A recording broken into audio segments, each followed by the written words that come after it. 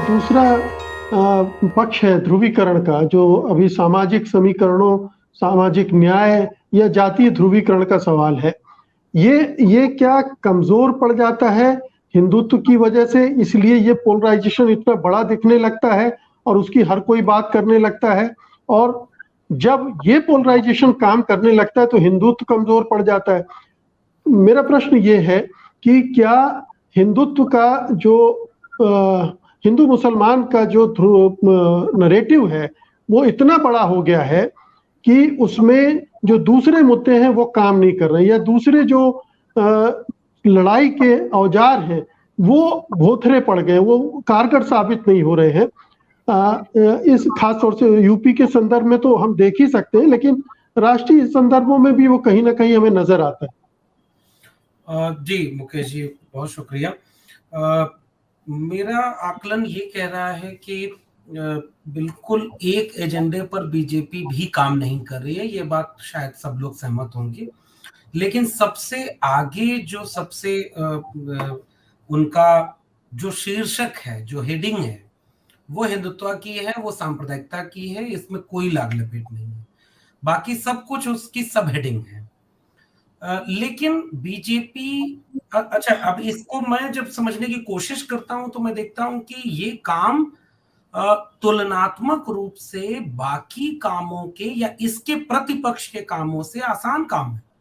जैसे लोगों के जहन में एक धार्मिक जहन तो है ना, एक खास किस्म का रीति रिवाज से जुड़ा हुआ पक्ष है, साहित्य है उसका, अपने कल्चर में ये चीजें कभी कभी हावी भी रही हैं, बहुत बहुत दैनिक दिनचर्या में न रही हो, थोड़ा भी रही हो, उसे उसे उत्तेजित करके, उसे बहुत शोर मचा करके लोगों के जहन में फिर से पुनरुत्पादित कर देना बनिस्पत आसान काम है इसके, जिसके संविधान कहता है कि तर्क विवेक व वैज्ञानिक सोच समझ का हम एक जनमानस तैयार करेंगे। तो तर्क विवेक की प्रतिपक्ष में अगर अंधविश्वास या सामान्य धार्मिक रिचुअल्स हैं, वो काम आसान है, एक बात। दूसरी बात ये कि अब इसमें एक सीढ़ी और आगे चल करके, जो शायद संस्कृति का पक्ष नहीं है, जिस संस्कृति के ये ठेकेदार बने हुए हैं, इसका भी ये पक्ष नहीं है, न इसकी व्याख्या है कि वो दूसरे धर्मों के इतने खिलाफ खड़ी हो जाए, गोया वो अपने धर्म की, अपने कल्चर को जीना नहीं चाहते, वो दूसरे को मिटा देना चाहते। इस काम को करने के लिए आप कम धार्मिक है तो भी चलेगा, आपको हनुमान चालीसा नहीं आती तो भी चलेगा, आप बस दूसरे धर्म के ऊपर हिंसक हो जाए।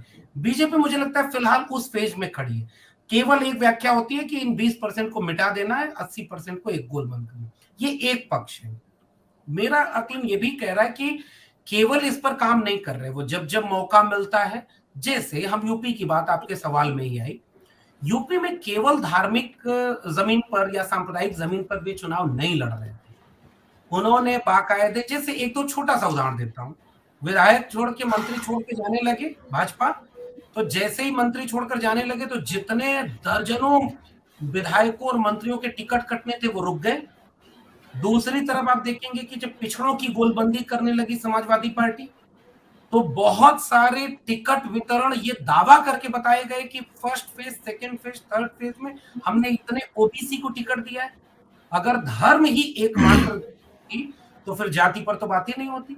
और जिस बात का विनोद जी जिक्र कर रहे थे, वो मिले मुलायम कांशी राम हवा हो गए जय श्री राम, इसने तो साबित भी किया एक फेज में कि सांप्रदायिकता या धार्मिक पहचान के भीतर जातिगत पहचान है। वो लखनऊ विश्वविद्यालय के प्रोफेसर रविकांत पर हमला करने जाएगी ये देखे बिना कि वो भी हिंदू है कि नहीं है, वो आपके विचार से मेल नहीं खाते, वो मुनादी पिटवाएंगे पश्चिमी उत्तर प्रदेश में, वो राजस्थान में दलितों की हत्या भी करेंगे, वो तमाम जगहों पर घोर जातिवाद करेंगे, यानी असल में वो हिंदू होते नहीं।